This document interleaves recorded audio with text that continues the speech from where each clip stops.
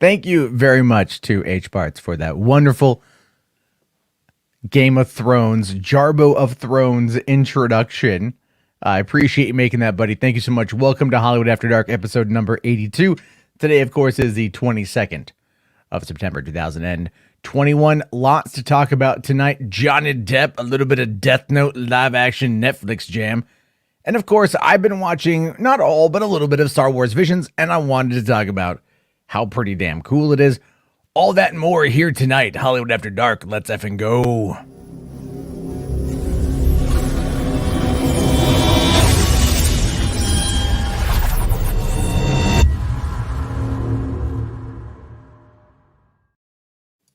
Hey everyone, how you guys doing tonight? Thank you very much for tuning in. It is again another night here, another night talking about movies, and another night where you guys are ultimately the badass mofos that you are. I want to give a shout out as we begin to the channel members.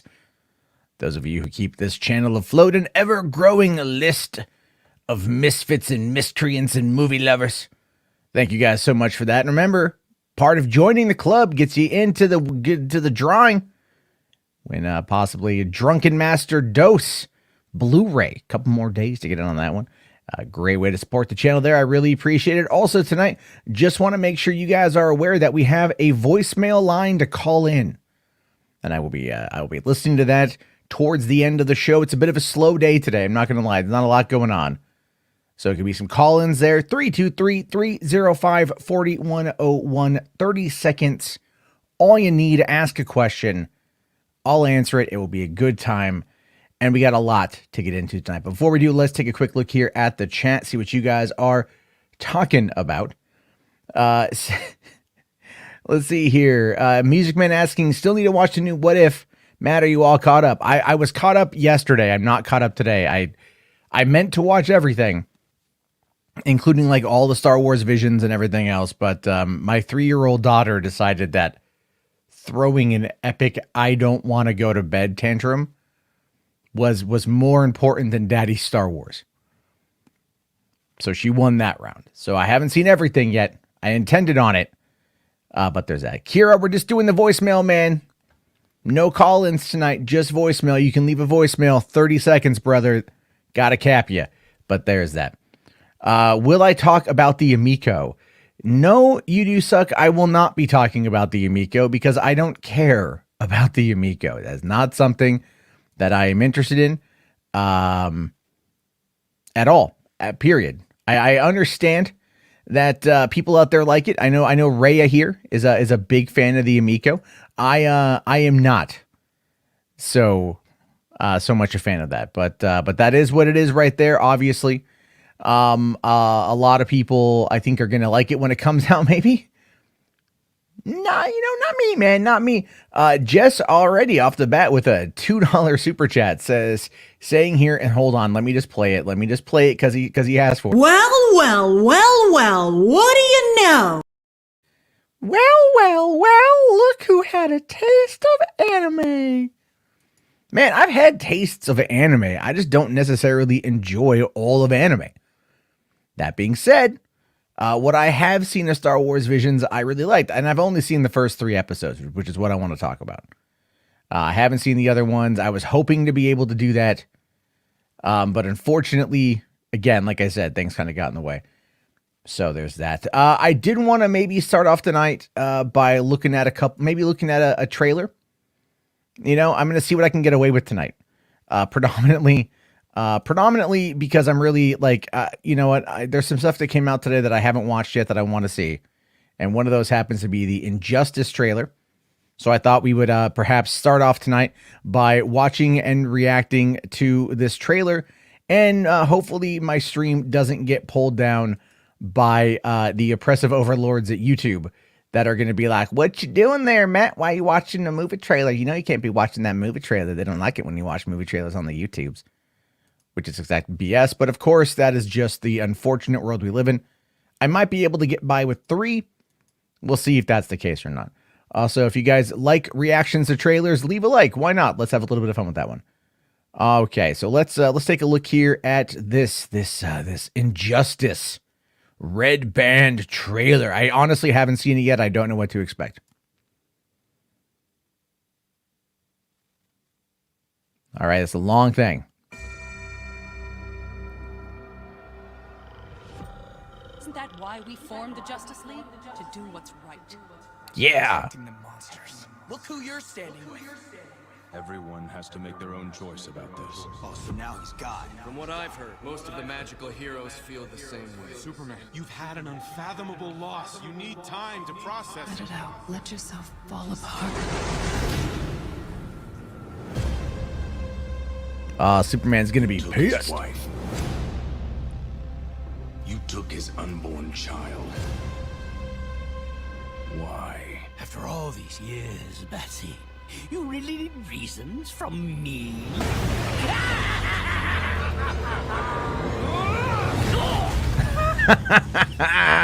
Fuck him up, Soups. Now that's a bench line. See, that's the kind of Superman I like. I'm not gonna lie. What happened to Metropolis can never be allowed to occur again. I won't be held back by ideals that don't protect the innocent. You'll throw away everything the Justice League stands for.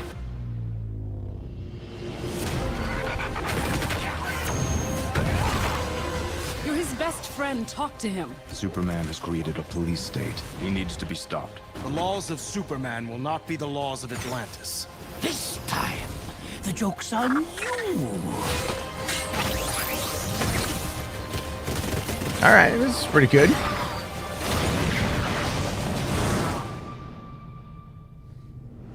thought I could redeem you. I was wrong. Oh shit! Coming soon. When is it coming out? When is it? We don't know yet. All right. That being said, that looked actually pretty solid. I'm not gonna lie. I thought that was pretty fascinating. I like the story of Injustice. Again, like maybe I'm just a callous, bitter, cynical dude. But the way that I view it is, I'm kind of like, I'm over this like Boy Scout Superman shit. I really am. I'm over it. I'm just done. I've never really cared for it. I've always felt it to be relatively pedantic, and it's like we don't live in that kind of black and white world. We just don't. You know, like you can't sit there and expect Superman to be the best of us and then not have a couple bad days. That's all I'm saying. Is like, you know, every once in a while, like, you know, I don't know. Who is voice casting the characters? Let me look that up there. I don't know either. Justice DVD cast. Let's see here. Who is? All right. No, that is not. No, that is. Hold on. I was like, oh wow, James Purefoy. That's a good.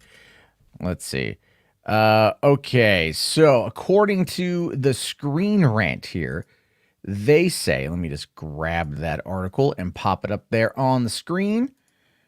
What we know at this point is the voice cast for DC. There we go. Is, oh, darn it.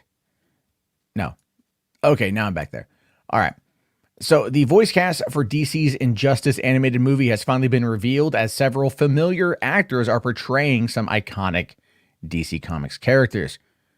What we know right now is we got Justin Hartley as Superman. All right.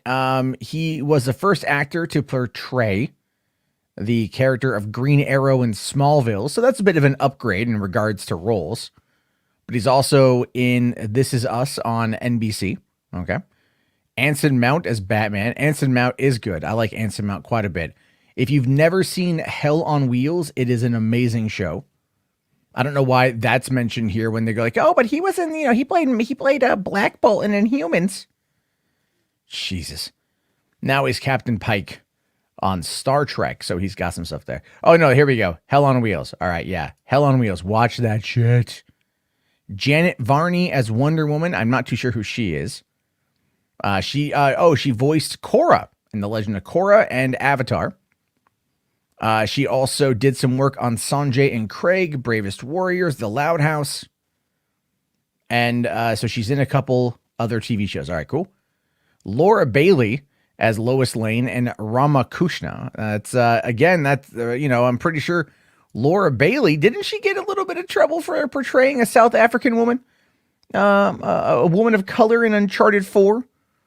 And she didn't learn from that to maybe not take on roles that are predominantly not of her ethnicity and or background. I mean, we are living in an ultra woke society now on that front. But anyway, I do like Laura Bailey quite a bit. She is one of the best voice talents in the market. And obviously, I'm just being a dick. So there's that. Zach Callison, is playing Damian Wayne and Jimmy. What has he been in? He played young Bruce in the Batman The Long Night part, or The Long Halloween Part 2. And he's been in some shows like The Goldbergs. Yeah, that's where I recognize him from. Sophia the First and Just Add Magic, all right. Brian T. Delaney as Green Lantern. All right. He voiced Jonathan Crane and Scarecrow in Batman Unlimited and Batman Unlimited Monster Mayhem. And apparently he's also been a live action actor in such soap operas like All My Children and the Young and the Restless. Well then. All right. Reed Scott as Green Arrow and Victor Zsasz. I like him. I've seen him. He was in Veep.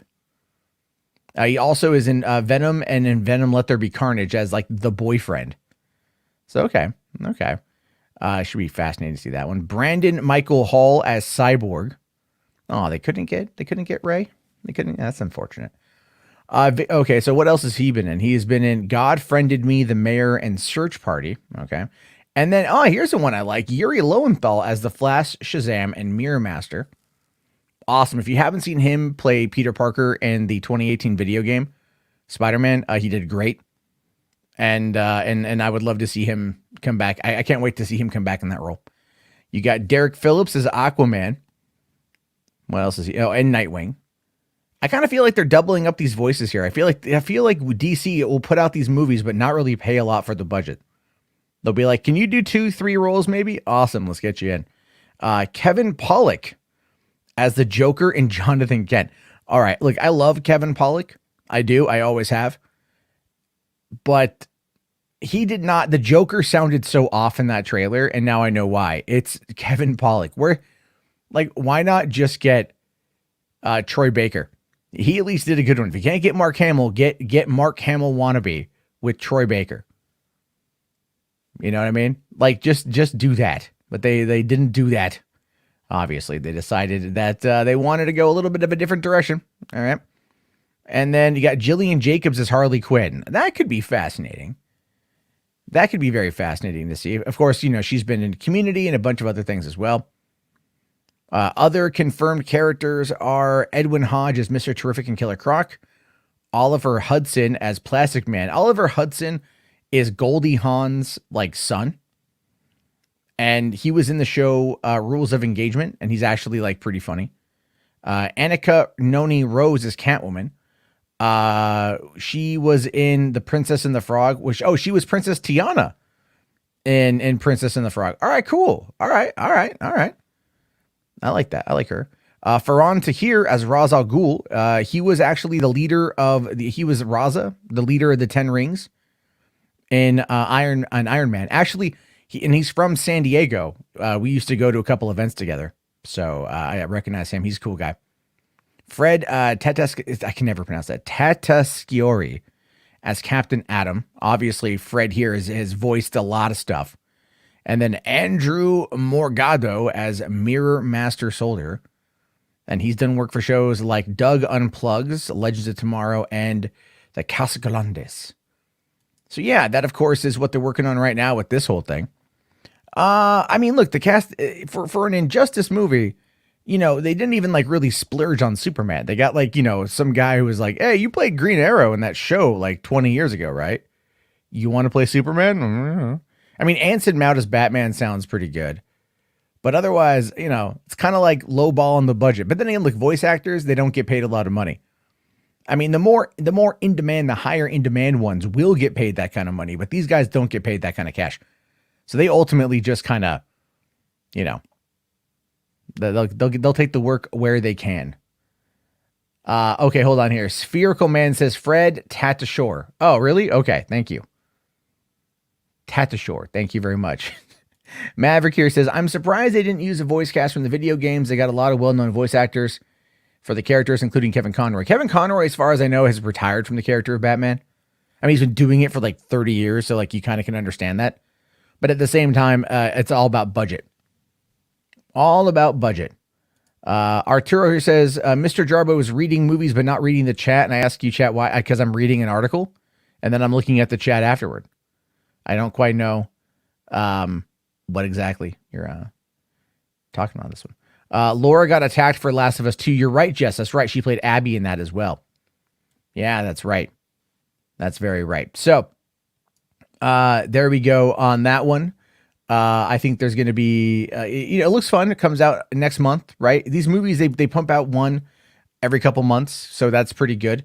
And honestly, I think they're going to probably invest a fair amount of money in that going forward because it's cheaper to make than the live action stuff. And they can use it as cannon fodder for their, for the streaming service. Cause that's where that is of course where everything is these days. So next up, I want to bring up a story that was talked about today. Very briefly, just a little bit of news.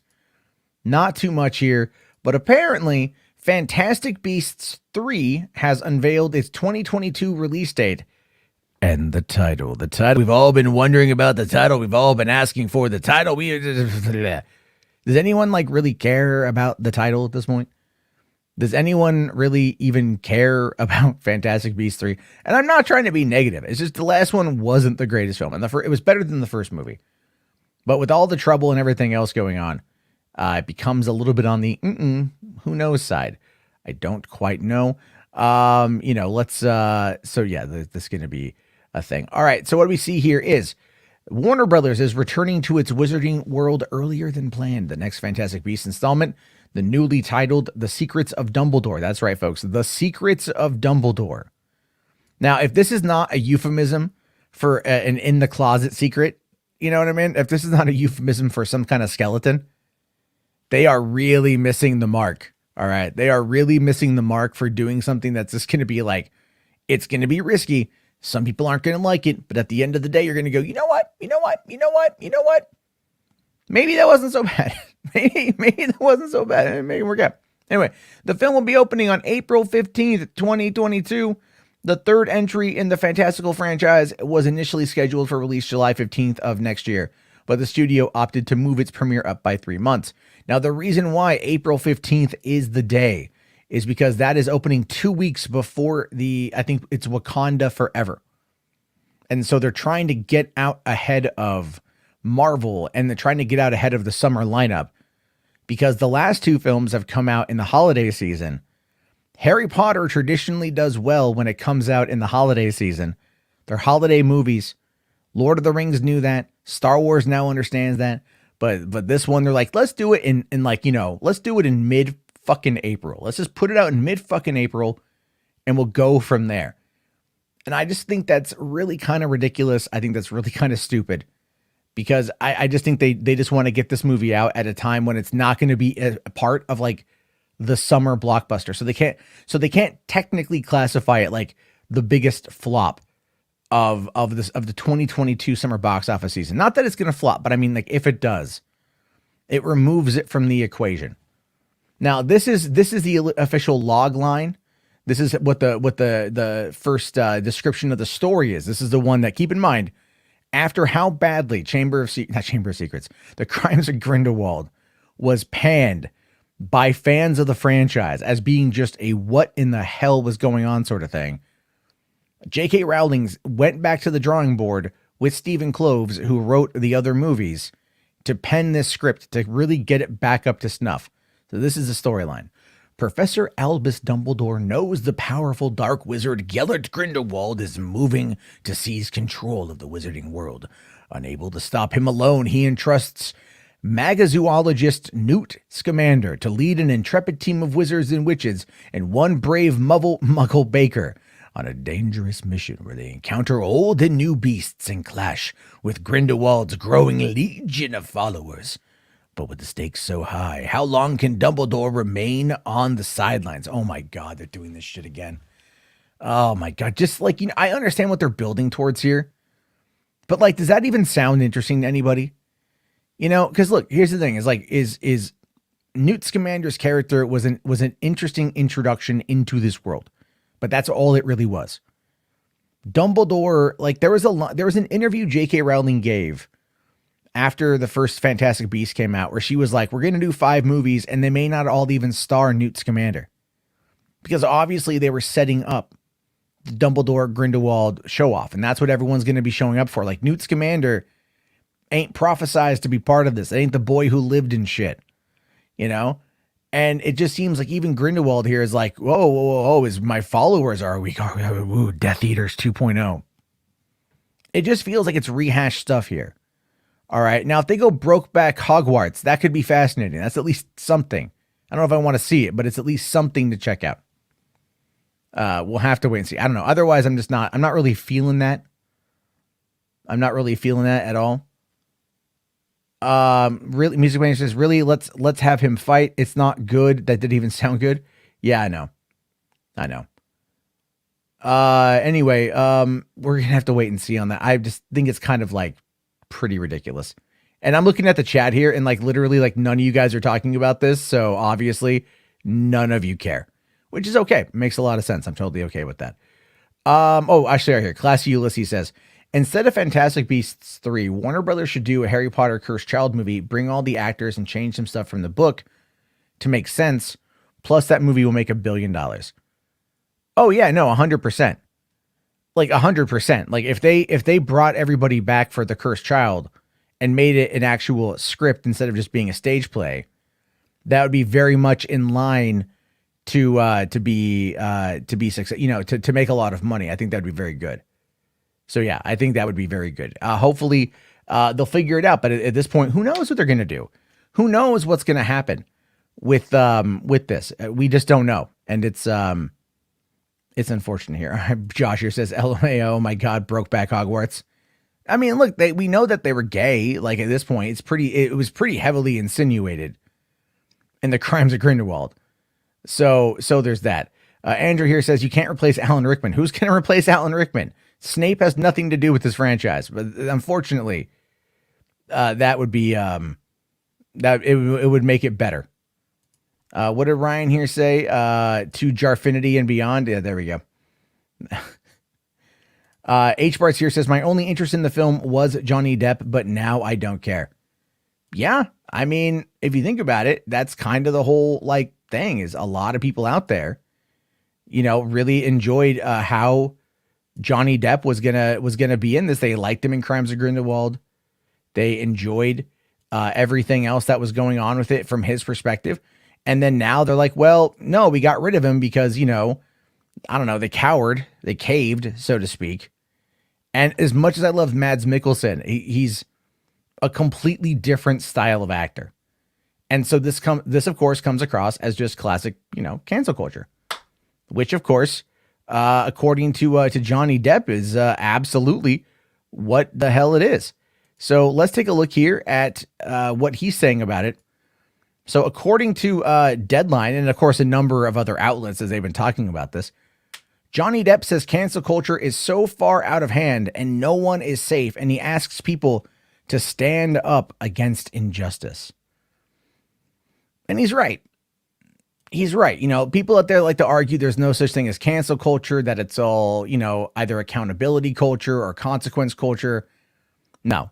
There are people out there that will take literally whatever is said, whatever is done, and they will twist it, and they will literally molest it into something that it is not. And that is why Johnny Depp has a good point, because if you followed the case at all, it's not as cut and dry as people in Hollywood have tried to fake it out to be.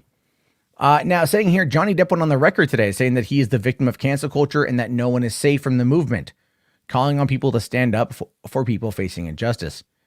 Saying it can be seen as an event in history that lasted for however long it lasted, this cancel culture, this instant rush to judgment. That's a great point. This instant rush to judgment based on what essentially amounts to polluted air. And then what he's talking about is social media, Twitter specifically. You know, people go, cancel him. I'm going to put down my 140 characters or 280 characters, and that's the only activism I'm going to do. And it's not just like cancel culture. It is legitimately a lot of other stuff. You know, it's not just one side. It's like both sides are guilty of this nonsense, while they all act like they don't do it. It's such a weird hypocritical take, or hypocritical stance, I should say. Now he says here, it's so far out of hand now that I can promise you that no one is safe. Not one of you. No one out that door. No one is safe. It takes one sentence and there's no more ground. The carpet has been pulled. It's not just me that this has happened to. It's happened to a lot of people. This type of thing has happened to women, men. Sadly, at a certain point, they begin to think that it's normal or that it's them when it's not. And he's not wrong. There are people who have made incalculable errors in their life and that do need to be held account for those errors. But what it boils down to is when that accountability turns into destruction, right? When it becomes a perversion of itself.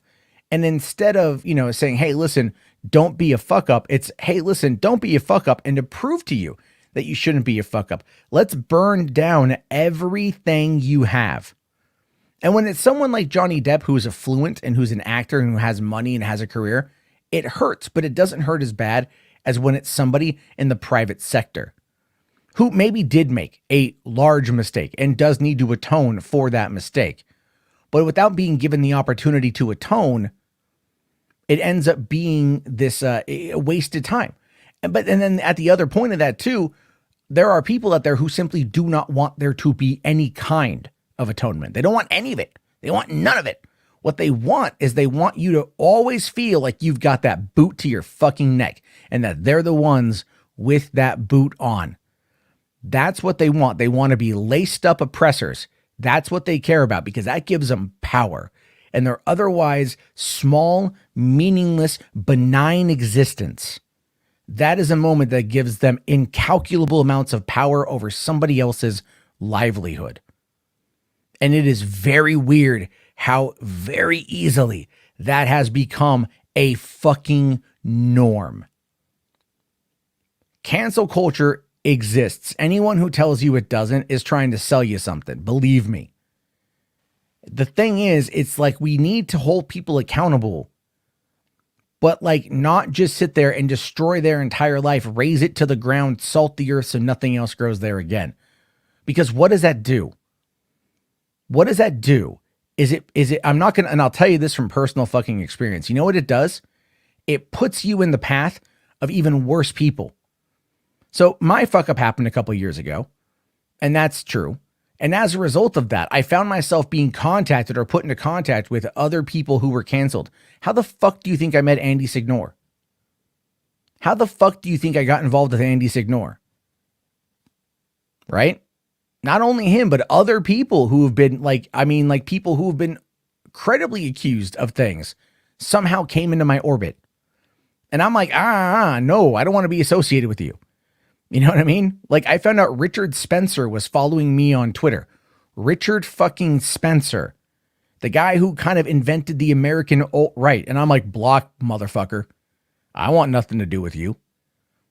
That is the big problem here, is that these people out there, they want to live vicariously through the destruction that they cause anonymously on the internet. That is what it is. That's what gets them off. That's what their Viagra is. And these social media companies, they allow it to run rampant. And of course they do. It's free speech. People can, put out their opinions or whatever, because there's no consequence, right? There's no consequence for saying some of the things these people will say. Because for one, the amount of money it's going to cost to sue them is not worth it. The amount of money you might get back, it's not going to get it. And defamation cases in the United States are very difficult to prove. So that's where it's at. I mean, that's literally where it's at on this one here. Johnny Depp isn't wrong. Johnny Depp is not wrong. And that is exactly where we are with this whole situation. And, Queen Danny here says Johnny Depp loss will continue to lose. You know what? Here's the thing. You can have that opinion. I vehemently disagree with you, but you can have that opinion. And if you look at his IMDb right now shows no upcoming projects. So probably at this point he has continued to lose. And that is a consequence. That is a consequence of what has happened to him. Whether or not you agree that everything he says is on the level and everything Amber Heard has said is on the level. All right. Like there's a lot that's going to be going into, that's going to be coming out in the upcoming months in regards to this defamation case happening, I think in Virginia. and you're going to get a lot of sultry details. And it's best to take both with a grain of salt because both parties at this point are trying to defend themselves against one another and also in the court of public opinion. But Amber has already got the high ground on that one. She's got the absolute high ground on that. You know? So I have to wait and see. But in the meantime, Johnny Depp is right. And cancel culture is bullshit. Okay. Rational here with $2. Thank you, buddy. Says IATSE is serious about striking Hollywood shutdown. Yeah, I don't know all the details about that one here. So let's take a quick look at what is going on with Deadline. They had another article right there. Take a look at this. Saying that IATSE is gearing up for a second strike. And seeks separate strike authorization from locals across U.S. This is bad if this happens, by the way. So IATSE is now gearing up for a second strike against the film and TV industry, with the union and its 13 West Coastal studio locals already threatening to strike over terms for a new Hollywood Basic Agreement. IATSE is now seeking a second strike authorization vote for a separate contract covering film and TV work in much of the rest of the country. That contract is called the Area Standards Agreement, and it covers 23 locals outside of LA. Both contracts, the Basic Agreement and the Area Standards Agreement, expired July 31st, but were extended. The union said in an effort to exhaust every opportunity to make a deal, the Basic Agreement talks with management's AMPTP, I don't know what that is, I'm sorry, broke off on Monday, prompting the union to seek strike authorization from the members of the 13 West Coast studio locals.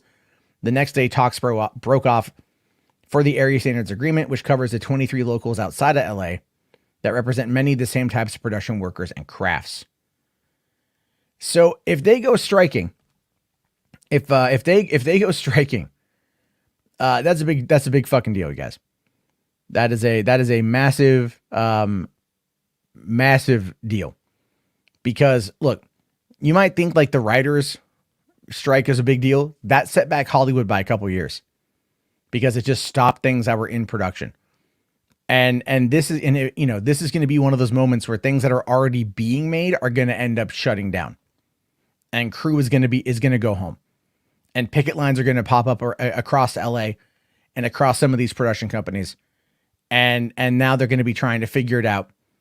While the studios who already are in a pandemic, not making as much money as they want to be, are now going to be stuck having to miss potential release dates, to lose out on potential funds for having to delay things. And it's going to have an industry-wide ripple effect that is not going to go over well. And the thing is like, look, I think they should come to a good agreement. I'm not too sure what all the agreements are, but we're going to have to wait and see how it goes. I don't think Hollywood is stupid enough to let this go by the wayside. They could weather the writer's strike. They could weather it. It'd be a bitch, but they could weather it. They could they could figure it out.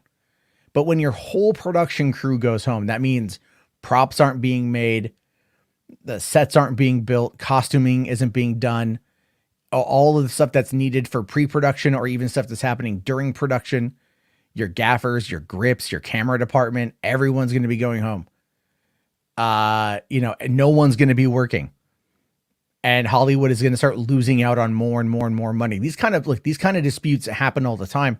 This is not necessarily one thing you might refer to as because of like the wokeness of Hollywood or whatever. That's if anyone makes that claim, I think they're dumb. But what it is it's a situation where people are like needing to have better pay, better wages, and they're not probably getting it. And it's like, I've worked on non-union stuff where like, they're like, okay, they're going to pay me, $100 for the day on an average of 10 hours. And, so, all right, fine. So $10 an hour back in 2010 to 2012, that was better than minimum wage. But, a couple of those jobs would go into like the 14 to 16 hours and I wouldn't get paid any extra money. If I was union, I would get paid. I being not union, I take the easy money, but I can get fucked over in a heartbeat. Nothing anyone can do about it. So we'll have to wait and see what is going on here. We'll have to wait and see how things play out. Hollywood could be that stupid. Maybe not. We'll have to wait and see. Bite Me here says, yeah, they can steal ideas from others and keep rehashing old movies if the writers strike. Well, the thing is, it's they still need writers. It's not just for like movies. It's television. It's a lot of things. Commercials. It's a lot of things. You know, and so a lot of stuff gets shut down. It's not just like they're going to need to, you know, rehash stuff or whatever. They still need writers. It's very much an involved process. So yeah, we'll have to wait and see how it goes. I think it's just going to be one of those things. See, heck yeah, Matt's movie is a hidden Blair Witch like blockbuster. I don't. No, I don't think so. It's been 11 years, man. I don't think anyone's going to watch In Search of and go like, man. I don't know. Shidoko here says, man, how hard is it for Hollywood to treat their writers well? That shouldn't be so much to ask for. Oh, no, it is, because it really is. It really, really is. You know, because there's so many people that want to get into it, and there's like so much competition, and there's so much craziness that goes on. The industry in and of itself is changing. You have a lot of older guard people that have been like older, like, you know, showrunners and writers that are coming out and like they do not like the streaming world, because the streaming world, it's very corporate, you know, and the way that it was done before, where like it was studio run, and like the way the studios used to operate, it was a lot easier in some respects. But now it's not like that. Now, or not easier, but it was done a certain way. Now it's kind of done a different way. And it's all meant to be about streaming. So it's kind of like, you know, get the content out. And some stuff is good. A lot of stuff is crap, you know, and they've been complaining. I follow a bunch of them on Twitter, you know, but they're still active and they're still working. So good for them. But it's really funny that they have like this really big, like, lament for the industry. Never mind. That is absolutely their bread and butter. Shogun here asking, will the strike affect productions made overseas? Only if those, no, I don't believe so. I don't believe it. I don't believe that they will affect them overseas, but there might be, you know, like sympathy strikes. So there might be that. It could be a couple different things. I don't know. I don't think so, because they would hire local crews, and those local crews wouldn't be tied to IATSE. But again, you might have other unions strike in sympathy, and that would be something that probably would happen. Ryan here says, when did the first writer strike occur? I don't remember like when the first one occurred, but I know the one from 2008 was a pretty big one. H Bart's here says, the strike will bring back Zack Snyder. Shut up, dude. Nick here says, they pay Marvel comic writers and artists $5,000. How much is some nobody writer getting paid? Makes you think, well, no, Nick, what you're talking about is if Marvel Television or Marvel movies use a storyline that has been, you know, like done before, like the Civil War or Secret Wars or Secret Invasion or whatever, they will compensate the writer by giving them a $5,000 check and tickets to the premiere. The thing is that they don't have to do any of that, because those stories are already owned by the parent company.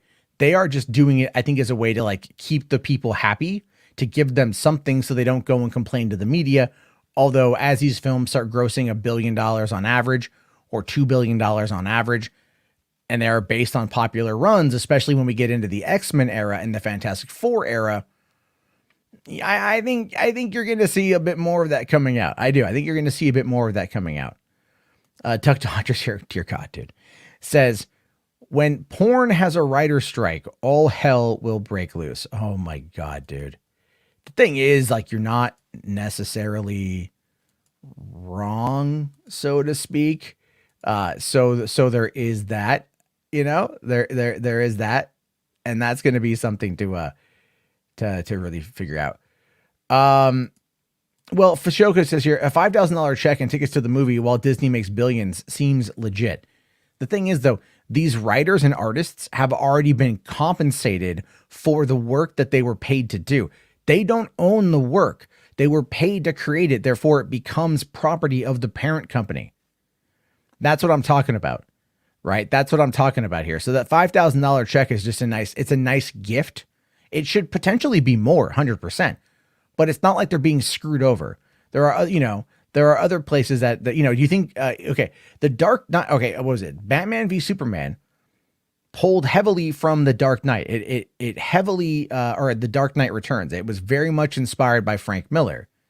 Do you think Frank Miller was compensated for that? No. He actually came out the other day in an interview and he said he appreciated it. He liked that was kind of that was an inspiration, but he wasn't compensated for it. Never mind the mech suit at the end of BVS was pulled right from The Dark Knight Returns. He wasn't compensated for that. So, it's these other companies aren't doing it, but Marvel is, and apparently that's a bad thing. I don't know. So, all right, let's take a look here at the next tale of the night. And this is one that's going to probably piss off a lot of people. Death Note 2 is coming, by the way. If you saw the 2017 Adam Wingard directed live action adaptation of Death Note for Netflix, and you are a fan of anime, you probably liked it. You see, me, I'm not a fan of anime, but I've seen the Death Note anime. I've seen the show. It's very depressing. But I liked the movie because I thought it was corny and kind of stupid. But I thought it was funny nonetheless. And I didn't hate it at all. And apparently they are in fact working on a sequel. So this is what we found out from Masi Oka, who is the producer and star of the film.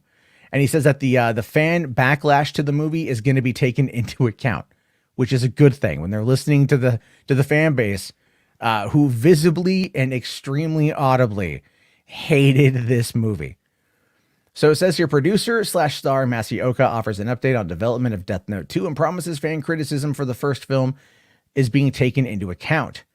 Based on the manga of the same name, the first Death Note revolved around an American high schooler, Light Turner, discovering the supernatural book and learning from its owner, Death God Ryuk, that it can kill anyone whose name is written in its pages. Nat Wolff led the cast as Light alongside Lakeith Stanfield as L, Margaret Qualley, She Williams, and Willem Dafoe as Ryuk. And there's a good cast. I mean, Lakeith Stanfield is awesome. Margaret Qualley has gone on to do some stuff. I love She Wingham. And of course, Willem Dafoe as Ryuk was the shit. So it says here, finally arriving on Netflix after nearly a decade of development, Death Note saw generally mixed to negative reviews from critics and a large backlash from fans of the source material for its deviations from the manga and whitewashing of its originally Asian characters. That was still a thing back in 2017, guys. We haven't gone anywhere since then. Despite this, the creators of the show have praised the film, and it would see a sizable audience on Netflix, sparking the streaming platform's interest in a sequel. Though still not officially greenlit, Netflix began development on Death Note 2 in 2018, with Mortal Kombat scribe Greg Russo attached to pen to script, but the property has yet to get underway. All right, so talking with Masi Oka here, he says, all I can say is that it's still in the works. Nothing has been decided either way. I can say that we are listening to the fans, and hopefully the fans will be happy with the direction we're going. Now, the thing with this is, again, apparently it did well enough. It did well enough to actually warrant getting a sequel, because they did originally develop the film with the idea of having it be a trilogy. So they wanted to establish it as a trilogy. And that's going to end up being something that in my mind is pretty damn funny if they go that route. It's been a couple of years. Like, okay, they've been developing it now for 3 years. It's probably not going to happen, but who knows? Netflix, the anime scene on Netflix has blown up in the last couple of years. So it says here, just over 4 years since its release, and it's no secret that the first Death Note was largely panned. The decision to move forward to the sequel was largely met with disinterest from audiences due to said issues. True. Though those who took a liking to the film have remained open to the ways it could course correct, and Oka's comments sound promising, where some filmmakers elect to forge ahead with the sequel plans regardless of critics or negative fan reception. The elongated time spent developing Death Note 2 does point towards a creative team behind the project taking all the time needed to find the best pathway forward. Now, Russo himself has said that Death Note 2 will draw far more from the source manga than its predecessor, something that Oka's update seemingly echoed. These deviations from its source story was the biggest point of criticism amongst the fans, given it not only put the characters on far different paths, but depicted them in ways not as interesting as the manga and anime adaptations have. With Netflix also taking larger steps to ensure its Cowboy Bebop live action adaptation remains faithful to the anime and still deliver plenty of surprises, one can hope that they keep the trend rolling when Death Note 2 gets the official green light. Here's the thing. Death Note 2 will eventually get the green light. It will definitely get the green light at some point in time. If enough people watched it when they have a right script, they'll do it. But don't expect Adam Wingard to come back. And I think a lot of people out there are going to be okay with that. Because he's going on to do Thundercats, I think. Or he got a few other things. But this is the movie this is what he went off of doing this movie to go and do Godzilla v Kong. So there's that. Now Classy here says, stop making anime into live action. Literally 95 to 99% of anime manga doesn't translate well in live action. Oh no, I agree. I've seen the live action Death Note movie out of Japan. Part 1 of it, at least, and it's like some things are not, you don't need to adapt. And that's the hardest part with trying to adapt comics and cartoons and things like that. It's kind of ridiculous. Taylor here says, well, that sounds like a desperate, terrible idea. Yeah, maybe. Hey, what's going on, Enoch? How you doing, man? Are you streaming tonight? I thought you said you're streaming, but I didn't see you set anything up. Tiffany loves Death Note. Now, does she love the movie or does she love the anime/manga? Because the live action Netflix movie is very hit or miss for a lot of people. Maybe I should go back and rewatch it. Because I remember kind of enjoying it, but I also enjoy drinking the tears of anime fans. So I mean, maybe I'm just like a bit of a dick on that one. I don't know. Bite Me Here says, oh my God, making a Thundercats live action is this horrible Lion King remake. No, I don't think so. I don't think so. I hope not. I don't know. We're gonna have to wait and see on that one. But yeah, so that's what's going on with the whole thing in regards to that. And that to me, you know what, look, you're never really going to be able to stop these producers from wanting to make bad movies. It's all because, again, the whole point is to make money. So go and make money the best way that you can, but they don't feel they should really kind of put out that kind of content. So here's one that just popped up today. I think this is kind of interesting and also what? So, all right. So here's the thing with this, right? This headline is kind of. So it says here, Kevin Bacon boards Blumhouse John Logan LGBTQIA+ empowerment feature as star and executive producer. Now, what this movie is, I don't know how much I'd call it an empowerment movie as much as perhaps maybe a bit of an exploitation film. Kevin Bacon is joining John Logan's untitled horror project at Blumhouse and will also serve as an executive producer alongside some other people. The movie is an LGBTQIA+ empowerment tale set at a gay conversion camp. Set at a gay conversion camp. It's an empowerment tale, also a horror movie set at a gay conversion camp. I'm just let you guys kind of take that one in for a second. Like it's what the hell. Anyway, all right. So this role marks a return for Bacon to the horror genre, a space he appeared in early on in his career back in Friday the 13th. Yeah, his death in Friday the 13th was wicked. The way that Savini was able to make that, to develop the special effects for the arrow to go through the throat looked real good back then. So, 3-time Oscar nominee Logan, for Skyfall, Gladiator, and The Aviator, will make his first directorial debut. Oh, great. All right. So the guy's written some good stuff here. Those are all good movies.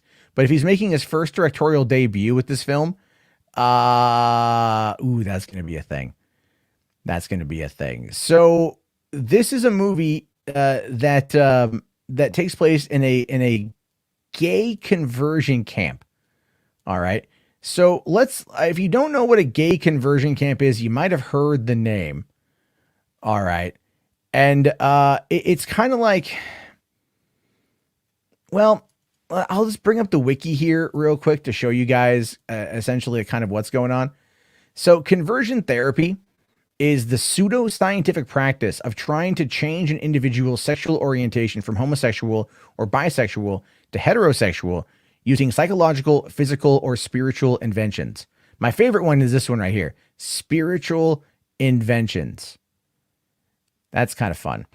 There is no reliable evidence that sexual orientation can be changed, and medical institutions warn that conversion therapy practices are ineffective and potentially harmful. Medical, scientific, and government organizations in the U.S. and the United Kingdom have expressed concern over the validity, efficacy, and ethics of conversion therapy. Various jurisdictions around the world have passed laws against conversion therapy. And this is what they are going to do. And yeah, I don't know, guys. You know what I mean? Like, I just, don't really, I don't know. I mean, why? Why are they doing this? I mean, I get the concept, right? It's like, okay, guys, we're going to do a movie. It's a horror movie, but also an LGBTQ2 plus I can never pronounce all of it, right? But it's a rainbow empowerment film. So let's call it that. It's a rainbow empowerment film. And it's set in a gay conversion camp. And it's also a horror movie. And we're going to get Kevin Bacon to probably play the bad guy. I don't know. I don't know. I mean, Zeno here is like, it's just a movie. No, I get that. But there's sometimes where it comes across like exceptionally fucking tone deaf. You know what I mean? It's a Music Man here says, I don't think this is a good idea at all. Rational. Mike Pence enters the chat. Oh my God. Oh my God. That sounds about right. Yeah. Jess here says LGBTQ clout Hollywood chases. I mean, look, there are a ton of other stories you could tell rather than like reducing that. Because I mean, I know who the audience is for. The audience is for trying to drive awareness to it in regards to how you would see it in like, you know, in like the back end, right? Like how you would see it in like middle America, the Bible Belt, things like that. But at the same time, it's like, you already know this is going to be some like super over the top religious, you know, like fundamental camp. And it's going to be they're going to be speaking in tongues, and he's going to have an over the top Southern accent, like a real Colonel Sanders fucking Matlock shit going on there. You know, like, oh, I see you homosexual sinners are here, and I am going to teach you the ways of Christ. And the power of Christ compels you to beat out the gay, to beat out that gay, to gay, leave that body. You gay demon, you pull that demon cock out of that gay ass right now. You get your ass, you get that cock out that ass, and you leave, demon. I cast you away. And then start speaking in tongues, you know, holly baba, hobby baba, whatever it is that they do. And then it's going to be like a couple kids are going to be like, we got to escape because they're going to sacrifice us to Satan or to God or whatever the fuck it is. You know, it's going to have some weird twist to it. Like some weird Get Out kind of twist to it, where like they're gonna like, you know, put a chip into the brainstem of the gay kids, and that's gonna be what turns them straight until they start malfunctioning and start killing people. Like Disturbing Behavior is a movie from back in the 90s, kind of like that a little bit. You know, it's gonna be pray the gay away. I don't know. I don't know. I think it's kind of like it's just gold drinks. What did I just walk into? I'm just saying. These kind of stories are just kind of like, I just feel they're stupid in my mind. Classy here says, just make a good movie. That's all I want. I mean, look, I haven't seen it, so I can't say yay or nay on it. All right. I can't say yay or nay, but, you know, at the same time, I'm just like, yeah, all right. All right. You know, hold on here. Andrew here says, what if the twist is that they actually have one program that works? That could be something. That could be something there. That could be an interesting little take on it. Again, I don't know what's going to happen with it. Anything could potentially happen. It could be one of the best stories of the year. The guy who wrote it has written, you know, he did Skyfall and Gladiator. Those are excellent films. I love those movies. So, I mean, anything is legitimately possible. We're just going to have to wait and see how it all kind of plays out. In the meantime, with any luck, there will be some stuff that's going to like, yeah, I don't know. I'm just hoping that it's okay. I'm just hoping that it's okay. That's what I want to say about that.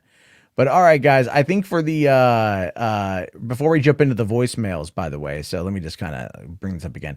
There's already been a couple of voicemails that have been left in. If you guys want to call in, 323-305-4101. I think that's going to be the best way to leave some voicemails. If you guys want to ask some questions as we start winding down the last half hour of the night, let me know on that one.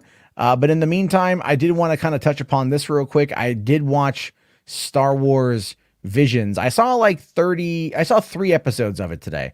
And that's kind of what I want to talk about real quick, just based on what those are. I was going to watch all of it, but unfortunately I have a 3-year-old and she deemed other plans. So that is something that I wasn't able to quite get into, but I will say this. I love it. I so far really like it. And I really like the different aesthetics. The first episode, Ronin, apparently there's a novelization of that short. And I don't know what exactly, like I saw the writer of it got the hardback copies. And I want to read that because I felt that felt very Kurosawa. And it felt very much in in line with the kind of thing Kurosawa would have made if he would have done a Star Wars movie. And just like the action was pretty insane. I thought the animation, like the charcoal drawing, was great. Lucy Liu was the bad guy in the episode. And I really enjoyed just like how it all played out. And I want to actually spend a lot more time in that particular world. I thought that was really interesting. And it felt like Star Wars. It felt natural. It felt like it had I love that they had the R2 unit with the straw hat on it, which was pretty cool. And just the way they played the whole thing out was great.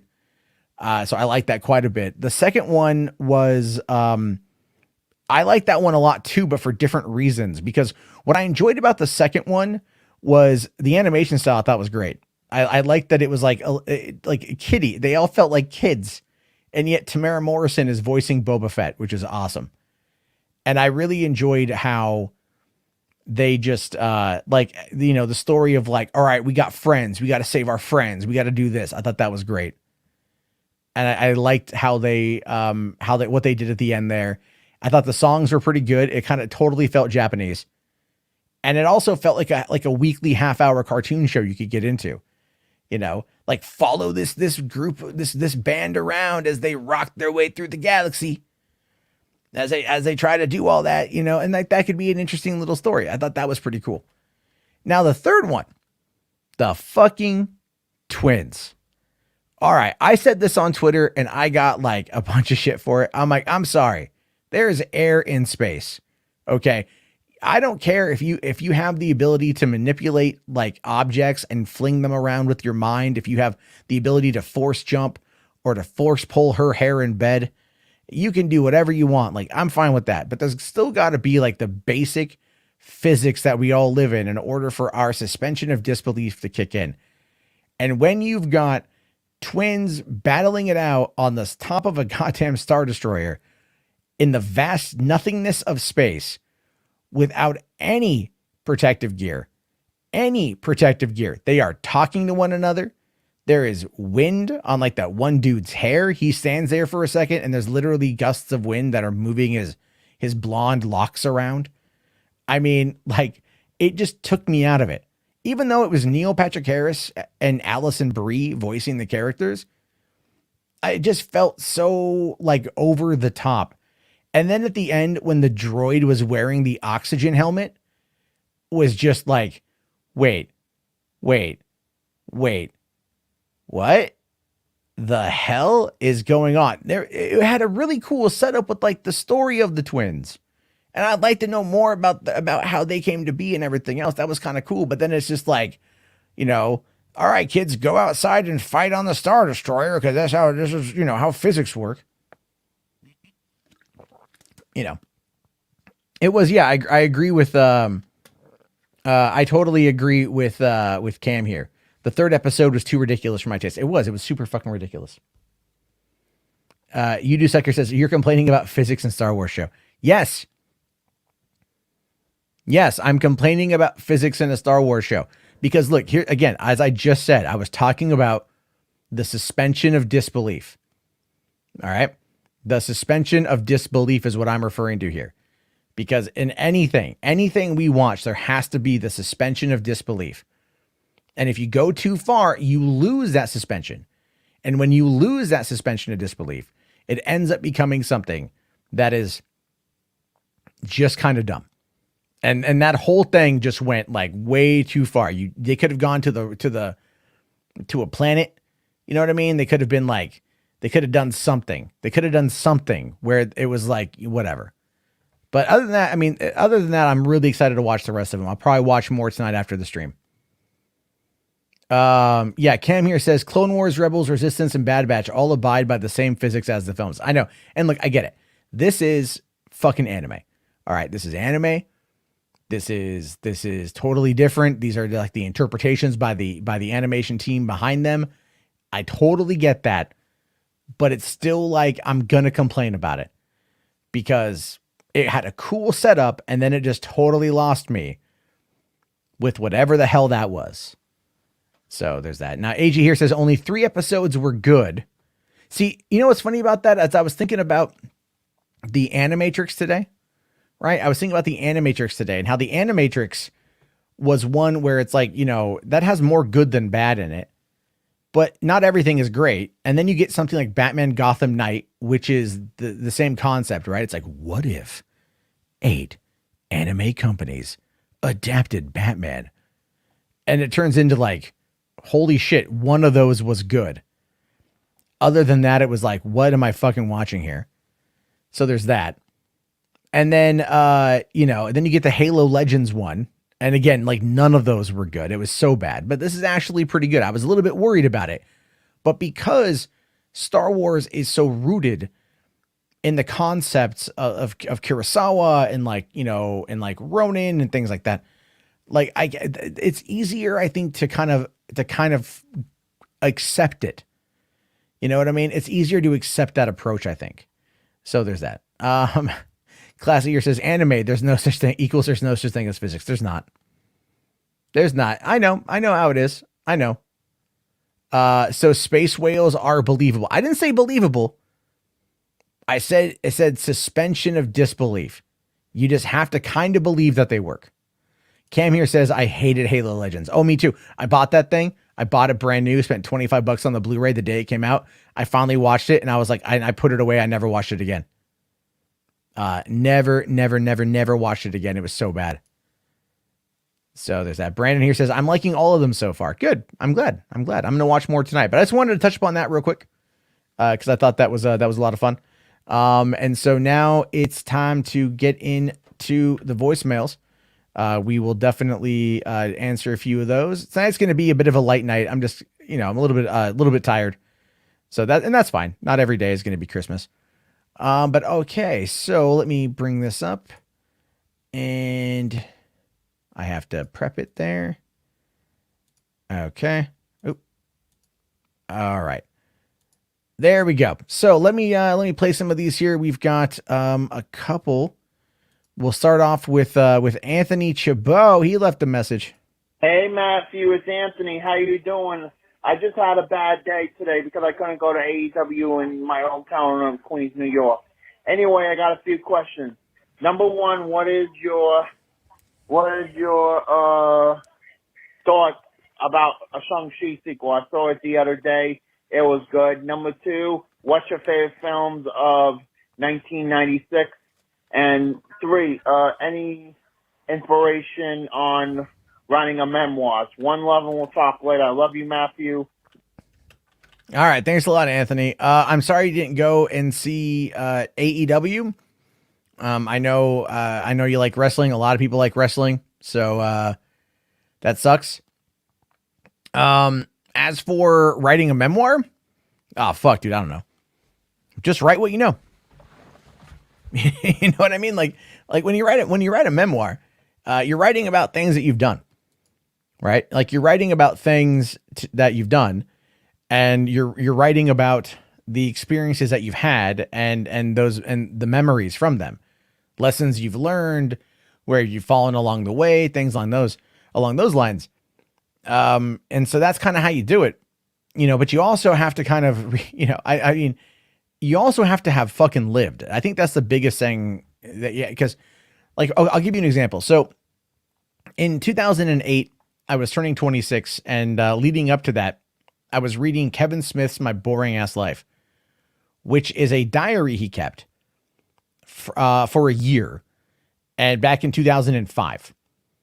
And I read the diary and I really loved it. I thought it was great. I just thought it was like such an interesting little like insight into his life and everything else. And I'm like, you know what? I lead an interesting enough life. I could do the same thing. I mean, I didn't at the time, and I don't right now, but back then I kind of did when I started doing it. Because when you're writing a day-to-day blog, and you can look at this in like modern age vloggers, people who are like, hey, here's my life. This is what I do. If you want people to stay interested, you can't just sit there and like vlog yourself or write about how many video games and movies you watch or how often you masturbate. No one, I mean, a few people might be interested in that, but like the general audience are going to be like, really? You're masturbating again? That seems like a bit much. Have you potentially thought about maybe you have a porn addiction? Like, I mean, like you're like things like that. But if you end up going and like you show, okay, how do I find a way to impress the audience today? Well, if I can impress the audience today, I'm going to go off and I'm going to try to find a way to tell a story about what happened today. And Casey Neistat does the same thing on his vlogs. He tries to tell a story about the day. A simple story sometimes, but a story nonetheless. Beginning, middle, end, and put that out there. And that is what the audience wants. Eventually, they get to know your personality. They get to know your experiences. They get to know you as a person, intimately get to know you as a person. But they're there with you trying to figure out your struggles and everything else. So when I was doing it, I would like look for things, actively look for things that were interesting. Or if something came along that I would maybe potentially not do, I would probably end up doing it simply because it was something that was different, and it was a story, and it was an experience, and it was living. And so if you're going to do a memoir, Tony, you got to fucking live. You got to fucking live. And if you don't have that yet, that's okay. Go. Tomorrow is a new day. Find a story. Tell a story. Get people invested into you to want to know more about your life. That's what you got to do. So, I mean, that's my take on that one there. So as for films from 96, let's see. Let me look it up here. All right. Mars Attacks was great. Independence Day. Mission Impossible, loved it. You had Dragonheart was another fantastic one. From Dusk Till Dawn. You had The Frighteners. That was a great film. The Crow City of Angels. No, not so much. Not so much. There's a lot of good movies that year. Let me take a look. Jackie Chan's First Strike came out. Star Trek First Contact came out in 96 as well. You got Space Jam, Tremors 2. Loved me some Tremors 2. Barbed Wire with Pamela Anderson. Not necessarily the best film ever, but not terrible. And then The Rock also came out in 96. I thought that was 97. I think that's Con Air. But The Rock, Muppet Treasure Island. Chain Reaction with Keanu and Morgan Freeman. Gulliver's Travels with Ted Danson. You got The Island of Dr. Moriarty. That was a pretty terrible one, actually. Eraser with Arnold Schwarzenegger. That was a lot of fun. There's a lot. Van Damme's The Quest. Oh my God. The remake of Bloodsport. That basically was that movie. You've got the Canterville Ghost, the ABC television movie starring Neve Campbell and Patrick Stewart. The Nutty Professor came out that year as well. There's a lot of good movies in 1996. Down Periscope, Scream, Jesus. Jack came out. Escape from L.A., Last Man Standing. Broken Arrow, for crying out loud. That was Happy Gilmore, Executive Decision. The Long Kiss Goodnight. Fuck yes, The Long Kiss Goodnight. Space Truckers came out. If you haven't seen Space Truckers, that's a fun one, actually. Train Spotting. Stephen King's Thinner. That was an interesting one. A lot of good stuff there. A lot of good things to check out. So there you go, right there. For stuff you haven't seen from 1996. Yeah. Oh, Bound came out too. Yeah, I remember Bound. Man. Ryan here. Thank you, buddy. $2 super chat. Just want to say happy first day of fall. Thank you, man. Yeah, happy first day. It was nice out today here too. A little rainy, but it it nicened up in the evening. It very much nicened up in the evening. So, all right, let's get into the next one here. This is from the 925 area code. Hey, just want to know what you're looking forward to. That's all. It's a little vague question. It could be a movie. It could be not a movie. I don't know. Your choice. Bye. All right, that was a little soft, but it was asking me what I'm looking forward to. Well, I'm looking forward to a ton of movies that are coming out. Obviously, No Time to Die, Venom, Spider-Man. I want to see the Eternals. I just don't have much interest in it, really. Not really. Like Halo Infinite's kind of like the only video game I'm kind of pining for right now. And other than that, I think I just want to I'm excited to work on projects. I'm excited to stream. I'm excited to talk to you guys. I'm still trying to figure out ways to kind of format the show. I wish I could show more in regards to let's say trailers, but obviously the way YouTube operates, you might get 2 or 3 in before they come down and they just start kicking you out. I've honestly thought about just kind of figuring out a better way to be more engaging of a host. That's kind of what I'm looking forward to, is building. I like to build. I like to learn. I like to grow. But thank you very much for that. A classy here said, oh yeah, the Batman is coming out. Yeah, but that's not, yeah. And so is Dune. Andrew here says The Ghost in the Darkness is a pretty cool movie. I liked it. Yeah, that was a good one from back in the day. Good old Val Kilmer, man. Good old Val Kilmer. All right. We've got the 9-1. Oh, I think this is Kira here. So this is what Kira has to say. Hey man, it's Kira. We're not going to have a long conversation. Just want to say hi. I will spare all of your audience, and have a good one, man. That's all. Bye. All right. Well, thank you very much, Kira. Yeah, Kira called in last night with this 3-minute voicemail, but it was very nice. It was asking questions. It was a good conversation to have. Thank you, Kira, for calling in. I really appreciate that one. Ray here is Cape Cod, man. You got fans, Kira. You got fans. So you got to start a YouTube channel now. Get into the OnlyFans. All right. And we got one from the 360 area code. I have a feeling I know who this is, but let's see.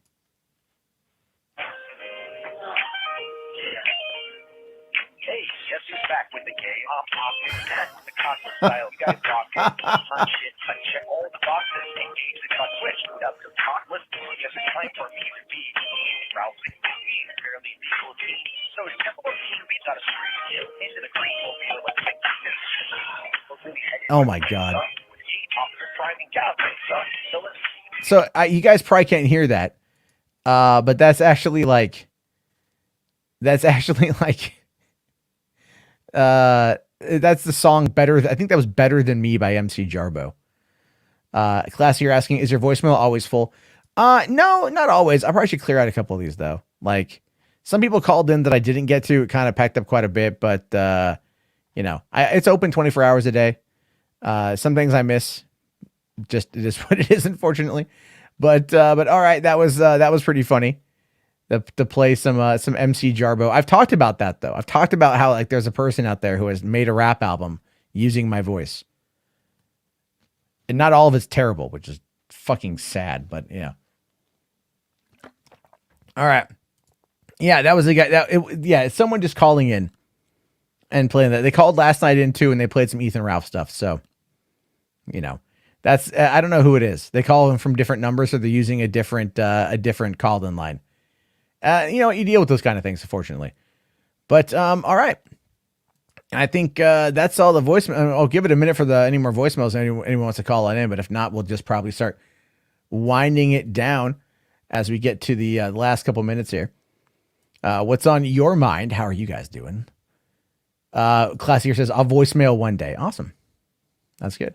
Like I said, I got to start kind of starting next week with my kid going to preschool. I got to be up a lot earlier. So I'm gonna have to kind of wrap these things up a lot faster. Even though last night after my stream, I ended up going on Enosh's stream till 2 o'clock in the morning. So it was a long night. You have a voicemail in chat. Do you like Billy the Fridge? Yeah, I know Billy. I like Billy, but Billy's a good guy. Turbo the Hutt says, you like the song Admitted. That's not you, but it's funny that you keep pretending to be him. That song is not bad. I don't hate all the songs. Like okay, so here's the way I view it. All right. And I've been honest about this too. Not everything that this guy makes me say is something I like, because it's some bad shit. But at the same time, it is art, and someone took my voice and was inspired by me in some way or another to create art. And I can't intrinsically be mad at that. I cannot be completely mad at that, because it was something that was like arguably productive. Maybe not the best use of time, but it was productive. This guy was able to build out some skill sets, and I mean, I can't really be mad at that, So it is what it is. Like, maybe it's a weird stance. I don't know, but I'm not even like that upset about it. Now I didn't sleep. I didn't sleep much. I slept a little. I actually took a nap today, and I feel better. So Class here says Jarbo likes metal / screamo. Not really. I mean, I like metal. Screamo, not so much. Geeks here asking, what do you think is going to be announced for Disney Plus Day? I mean, I think we're going to get the update on the new Star Wars shows. Like, I think they're going to announce whatever the Rangers of the Republic, or the Rangers of the New Republic, what it's going to be. I think we're going to get Mando season 3. Maybe get the confirmation that Mando season 3 is the last season of the show, but still keeping it going. I think we're going to get a lot more in regards to learning about like the whole build up to Thrawn or whatever. And Marvel, clearly we're going to see a trailer for Miss Marvel. We're going to probably get a Hawkeye trailer, or the last Hawkeye trailer. We're probably going to get some She-Hulk stuff, maybe some Secret Invasion stuff. So, and then whatever else is coming down the pipeline, maybe Moon Knight. We're probably going to get a Moon Knight tease. Maybe even, what else have they already wrapped up filming at this point in time? I forget. There's a lot that's been going on with it. There's also, sometimes I feel like there's too much going on. So I don't quite know. Breaking news: Willem Dafoe is Matt Jarbo. Yes, you called it, H. Barts. You got it. Hold on, Cam here. Have I seen the trailer for the anime of Bright? I haven't. Do I think they're going to announce Daredevil season 4? Oh, that'd be nice. That would be nice. I just don't see them doing that there, Classy, only because like No Way Home hasn't come out yet. And so and neither has Hawkeye. And if Vincent D'Onofrio, who, by the way, like in an interview, he says he wants to play the character again. He's just waiting for them to ask him. Charlie Cox at this point is like trying to dodge every question that comes along, and he's doing it terribly. And that's not his fault. That's just the way things are. So, and we'll have to wait and see. Sucker says, we will learn when Kathleen Kennedy will be fired. Oh, yeah. We'll learn about that new extension. Jacob here asking, what about the Moon Knight footage? The Moon Knight footage is going to end up being, I think, a bit of... the Moon Knight footage is going to ultimately be probably just a teaser and maybe an action scene or something. Because I know they're still filming it, and it's going to come out next year. I think we're going to get the Obi-Wan trailer on December on then as well. We're going to get the Obi-Wan trailer, maybe a Cassian Andor trailer. We'll probably get an update on Lando. There's, maybe something, a Bad Batch season 2 trailer, something along those lines is going to be pretty good. Let's see here. Ryan Hartwell, $5, man. Thank you. Says, I know I've told you this earlier, but if you ever want to come to my play, just let me know. You're probably pretty busy as it is, which is understandable. I mean, it all depends. It is difficult right now. It just is, because I stream 5-6 nights a week.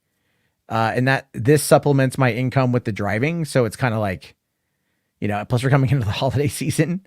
So that's going to be tough. I can, let me know the dates and everything. And I can take a look to see, I wouldn't mind, I haven't been to a play in a long time. And Let me know. Let me know. Have I seen the Squid Game from Netflix? It looks pretty damn good. I haven't done that. I've heard of it, I think. But what the fuck is it? Thoughts on Reese Ifans will reprise his role as Lizard, and his design will be comic accurate with the purple pants and lab coat. I mean, I hope that it's actually Dylan O'Brien, not Dylan O'Brien. Dylan Baker is who I hope that comes back. I mean, Reese Ifans, I liked him in The Amazing Spider-Man, but those movies are not as iconic as the Raimi stuff. And I think if you're going to bring back anything with the Raimi stuff, that's what you got to do. That's what you got to do. You got to bring that back. Stream from the play. Yeah. Be like, hey, Ryan, don't worry. You're on with the audience. HWAD for life there, buddy. All right. Let's see. Jarbo is a goat. Thank you for that one, Jacob. Oh, okay. Hold on. I need to double. Okay. There was a voicemail that came in. I'm going to actually check this one before I play anything. Let's see. Oh, yeah. No, I'm not playing that one. All right, man. But I appreciate you calling in with some of that stuff. Anyway, hey, what's going on, Elmo? How you doing, man? Finally, I'm here. My data is crap. Yeah. And you came in literally right at the end, the last couple minutes of everything. So that's unfortunate, but there's always the replay. Geeks here says, I really hope to see Daredevil again. Me too, man. I really do too. Cam here saying, I think all the villains in No Way Home may be from one single universe. That would make sense. Well, Electro, if Electro pops up, he's not going to be from, he might be from the same universe, but he'll be like a different version of it. He'll be from it will still be Jamie Foxx, but it just won't be that version of Jamie Foxx. Jess here says, Studio Trigger tends to be over-exaggerated with their action sequences and their animation. Oh, the third Star Wars version. Okay. I don't mind the over-exaggeration of it, Jess. I really don't. It's the fact that they were doing it in space and that there was wind on that dude's hair in space. That's my whole point. That's my whole point. All right. Let's see. Classy here says, is basically seeing your favorite childhood games into a bloody bloodbath. Nice. All right. Shrek here saying, what are your thoughts on that previs leak from Doctor Strange showing the prison? I saw that image, and if that's the case, that's going to kind of be, that reminds me too much of the ending of Amazing Spider-Man 2. That just looks identical to the ending of that movie. And I'm not too sure how I like that. I find it always to be kind of when they showed us the raft, at least the raft, you could tell there were facilities there to maintain prisoners.